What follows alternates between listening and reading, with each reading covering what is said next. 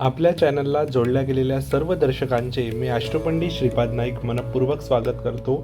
आज आपण आपल्या वार्षिक राशी भविष्याच्या या मालिकेमध्ये वृश्चिक राशीचे वार्षिक राशी भविष्य बघणार आहोत। 2026चं हे राशी भविष्य आपण बघतोय। संपूर्ण वर्ष आपल्यासाठी कसे असेल, कोणता महिना आपल्यासाठी लाभदायक असेल आणि कोणत्या महिन्यात आपल्याला विशेष काळजी घ्यायची आहे याचा संपूर्ण विश्लेषण मी वार्षिक राशी भविष्यवाणीमध्ये इथे करत आहे।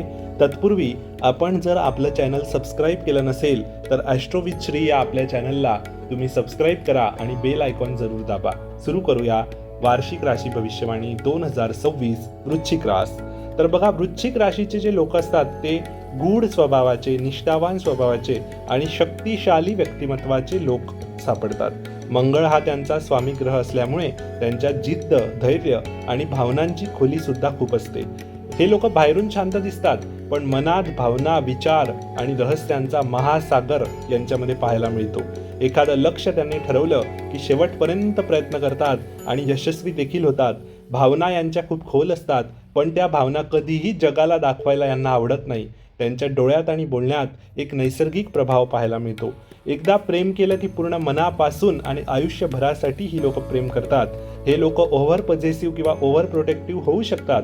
विश्वास जर यांचा एखाद्या व्यक्तीने तोडला तर ते पुन्हा तो विश्वास जोडणं हे फार अवघड असतं। त्यामुळे वृश्चिक राशीची जातक थोडीशी वेगळ्या स्वभावाची आपल्याला पाहायला मिळतात। सगळं मनात ठेवतात, बाहेर सांगत नाही। जर अन्याय झाला तर अजिबात शांत बसत नाही, असा यांचा स्वभाव असतो। आणि अशा या वृश्चिक राशीचं आपण राशी भविष्य बघतोय।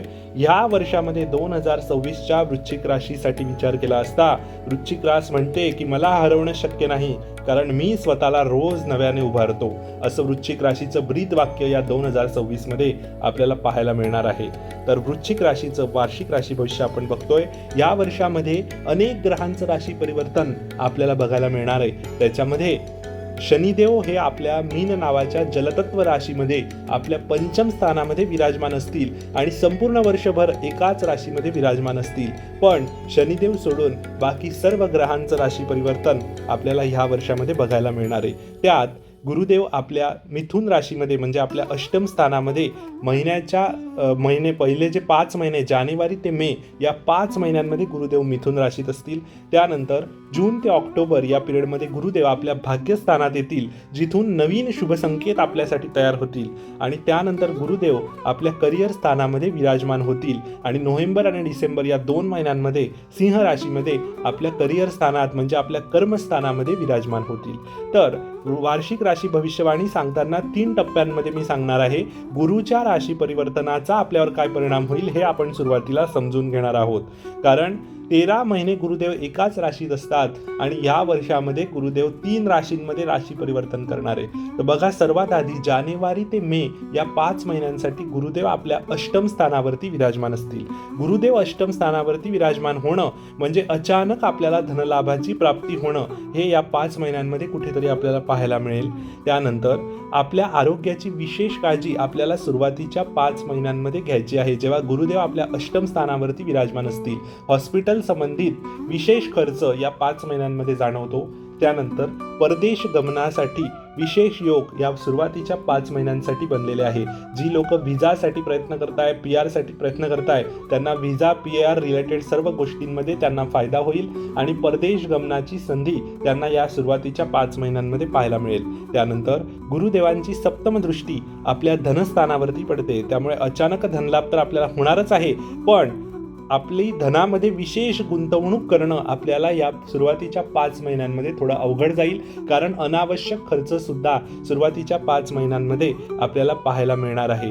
त्यानंतर बोलण्यावरती सुद्धा आपण विशेष कंट्रोल करणे गरजेचे आहे, नाहीतर कुटुंबामध्ये एखाद्या व्यक्तीसोबत आपले क्लेश जाणवता आहेत। पहिल्या 5 महिन्यांमध्ये तसे योग बनलेले आहे। त्यानंतर गुरुदेवांची नवम दृष्टी आपल्या चतुर्थ स्थानावरती पडेल आणि चतुर्थ स्थानामध्ये राहू ऑलरेडी विराजमान आहे। त्यामुळे जानेवारी ते मे हा महिना नवीन वाहन, नवीन वास्तूसाठी खूप शुभ फलदायक महिना असेल। आपल्या आईच्या तब्येतीची या सुरुवातीच्या 5 महिन्यांमध्ये आपल्याला विशेष काळजी घ्यावी लागेल आणि आईसोबत मतभेदही कुठेतरी या सुरुवातीच्या 5 महिन्यांमध्ये आढळत आहेत. त्यामुळे ह्या गोष्टींची वृश्चिक राशीच्या व्यक्तीने विशेष काळजी घ्यावी.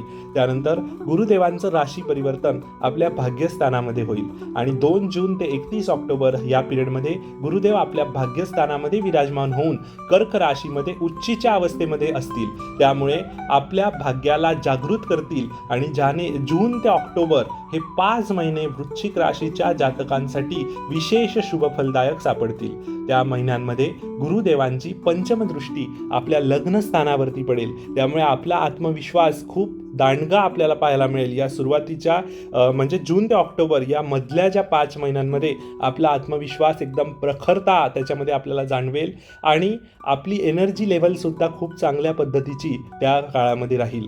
त्यानंतर गुरुदेवांची सप्तम दृष्टी आपल्या तृतीय स्थानावरती पडेल.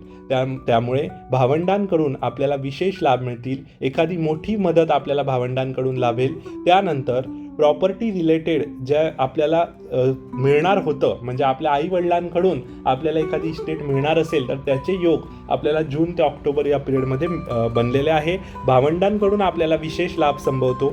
त्यानंतर गुरुदेवांची नवम दृष्टी शनीवरती पडेल. म्हणजे जून ते ऑक्टोबर हा पिरियड आपल्यासाठी विशेष शुभफलदायक असेल. आपल्या मुलांसाठी हा विशेष काळ असेल. आपल्या मुलांचं लग्न या ठिकाणी संपन्न होण्याची शक्यता या 5 महिन्यांमध्ये बनलेली आहे. जून ते ऑक्टोबरमध्ये जर विवाह इच्छुक आपली मुले असतील तर त्यांचा विवाह कुठेतरी संभव होईल. त्यानंतर त्यांच्या करिअरसाठी सुद्धा विशेष असा अनुकूल काळ हा होईल. त्यानंतर आपल्या मुलांचं स्थान परिवर्तन सुद्धा या 5 महिन्यांमध्ये आपल्याला सापडेल. जून ते ऑक्टोबर हा महिना त्यासाठी निर्धारित केले गेलेला आहे. त्यानंतर संतती रिलेटेड जी वृश्चिक राशीची जातक प्रयत्न करत असतील त्यांना संततीचा लाभ या 5 महिन्यांमध्ये पाहायला मिळेल. कुठेतरी त्या महिन्यांमध्ये आपल्याला अनुकूल असा काळ आहे. जून ते ऑक्टोबर हे महिने 5 महिने आपल्याला विशेष भाग्याच्या बाबतीत विचार केला असेल तर शुभफलदायक असतील.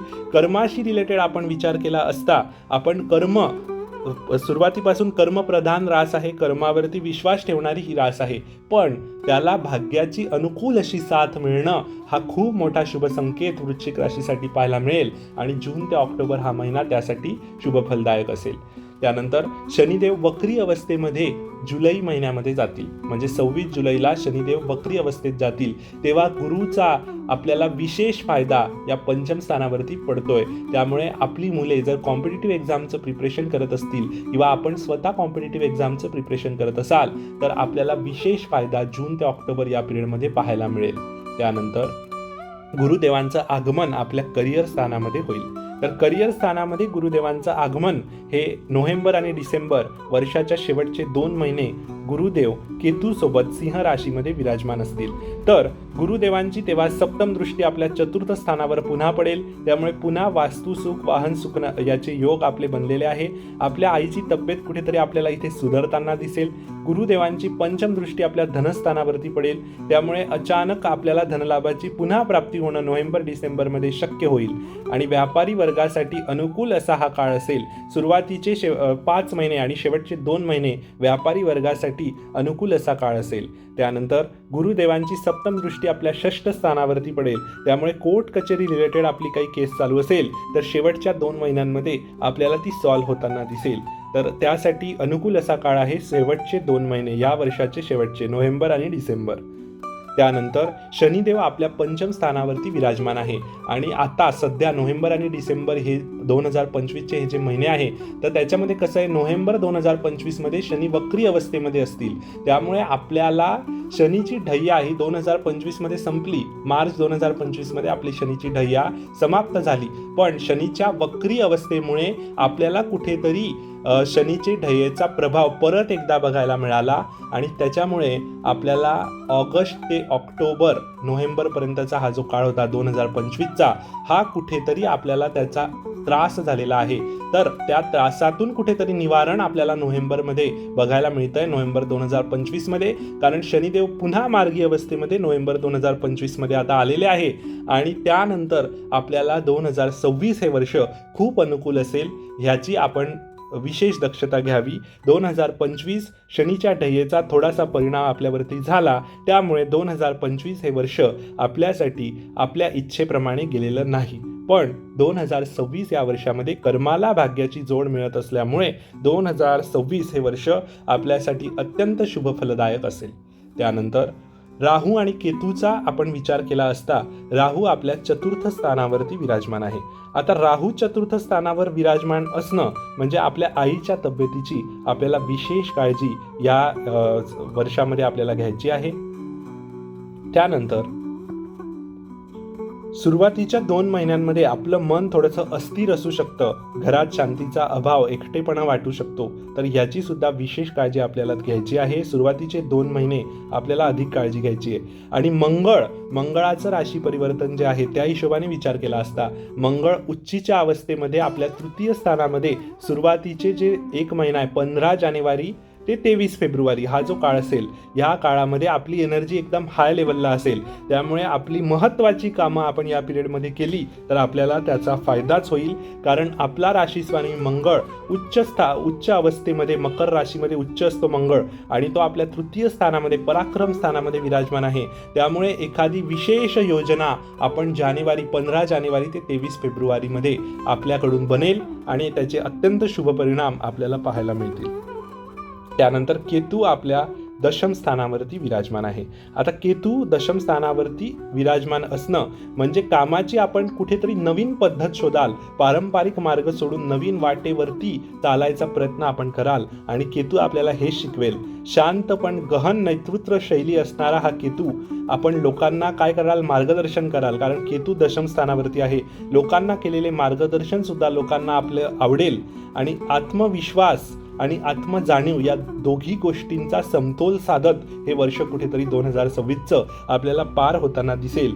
इथे हा जो केतू आहे हा व्यक्तीला कर्तव्य करायचं पण कोणत्याही फळाची अपेक्षा न ठेवता कर्तव्य करायचं हे आपल्याला शिकवतो आहे. कुठेतरी भगवद्गीतेप्रमाणे आपल्याला तसं नॉलेज मिळेल या वर्षामध्ये आणि आपले सत्कर्म आपल्याकडनं घडतील 2026मध्ये. असा हा वृश्चिक राशीसाठी खूप सुवर्ण काळ म्हणता येईल 2026चं हे वर्ष.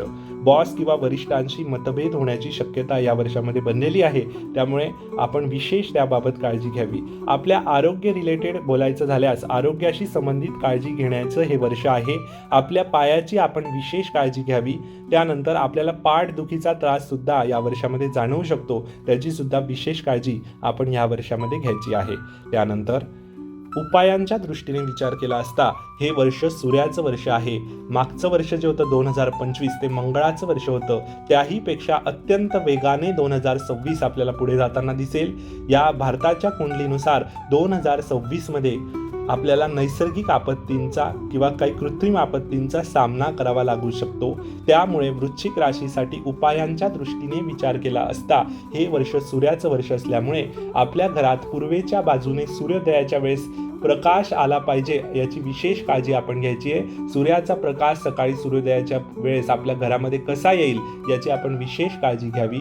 आणि जर घरात प्रकाश येत नसेल पूर्वेच्या बाजूने तर आपण सूर्याला जल चढवायला आपल्या टेरेसवर जावे आणि सूर्याची आराधना आपल्याला या वर्षामध्ये करायची आहे. आणि आदित्य हृदय स्तोत्राचा पाठ डेली करणं आपल्यासाठी बंधनकारक असेल. तर वार्षिक राशी भविष्यवाणी वृश्चिक राशी 2026 इथे आपली समाप्त झालेली आहे. अतिशय अनुकूल काळ आहे. संधीचं सोनं आपल्याला करायचं आहे या वर्षामध्ये. पुन्हा भेटूया पुढच्या व्हिडिओमध्ये. धनु राशी वार्षिक राशी भविष्यवाणी 2026. Thank you so much.